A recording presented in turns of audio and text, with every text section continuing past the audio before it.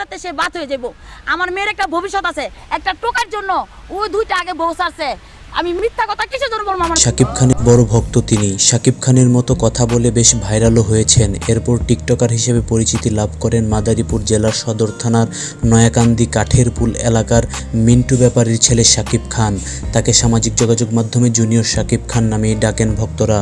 তবে অত্যন্ত দুঃখের সাথে জানাচ্ছি যে জুনিয়র শাকিব খানের জীবনে ঘটে গেল মর্মান্তিক এক ঘটনা। ঘুমন্ত অবস্থায় তার গোপনাঙ্গ কেটে ফেলেছেন স্ত্রী শিখা। শাকিব ও তার স্ত্রী শিখা সামাজিক যোগাযোগ মাধ্যম ফেসবুক, টিকটক ও ইউটিউবে ভিডিও কন্টেন্ট তৈরি করেন। তারা দুজনেই মাদকাসক্ত। প্রায় সময় তাদের দুজনের মধ্যে ঝগড়া ও মারামারি হতো। কয়েকবার স্থানীয়রা তাদের মীমাংসা করে দিয়েছেন। শাকিব ও শিখার একাধিক বিয়ে হয়েছে। মঙ্গলবার ভোরে কোনো এক সময় ঘরের ভেতর শাকিবের গোপনাঙ্গ কেটে ফেলেন তার স্ত্রী।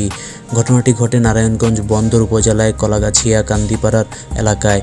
এ সময় শিখাকে আটক করে বন্দর থানায় নেওয়া হয়েছে। আটক শিখা খান বন্দর উপজেলার কলাগাছিয়া ইউনিয়নের কান্দিপাড়ার এলাকার জুম্মান খানের মেয়ে।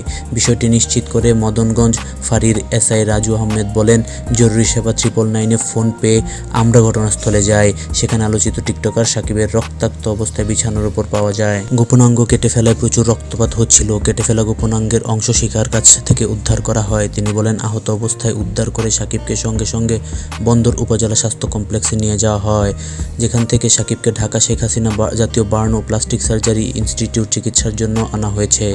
এখানে তার সার্জারি চলছে। এসআই বলেন, শাকিব খানের আসল নাম শাকিল ব্যাপারী। তিনি মাদারীপুর জেলার বাজিতপুর এলাকার মিন্টু ব্যাপারীর ছেলে। শাকিব ও তার স্ত্রী শিখা দুজনই মাদকাসক্ত। আহত শাকিবের তথ্য মতে শিখা ও তার স্বামীকে মধ্যরাতের কোনো এক সময় বিয়ারের সঙ্গে ঘুমের ওষুধ মিশিয়ে খাইয়ে দেয়। ঘুমিয়ে পড়লে ভোরের কোনো এক সময় তার গোপাঙ্গ কেটে ফেলেন শিখা। তাদের মধ্যে প্রায় সময় ঝগড়া হতো।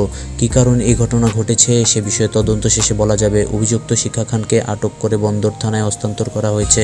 আইনগত ব্যবস্থায় প্রক্রিয়াধীন রয়েছে। তো বন্ধুরা, আপনাদের কি মতামত অবশ্যই সেটা কমেন্টে জানাবেন। আর আমাদের ভিডিওটি ভালো লেগে থাকলে অবশ্যই লাইক, কমেন্ট ও শেয়ার করতে ভুলবেন না।